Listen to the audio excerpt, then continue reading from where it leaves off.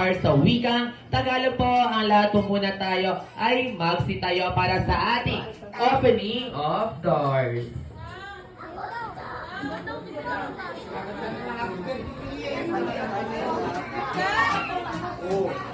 Ayan po, lahat po ng mga kabataan at mga jolly adults po, lahat po muna tayo ay magsitayo. Let us all welcome the proud parent, mommy, together with our birthday celebrant, Augusta. Happy birthday to you. Happy birthday to you. Happy birthday.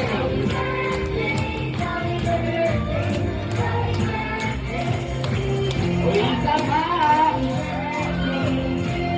Happy birthday.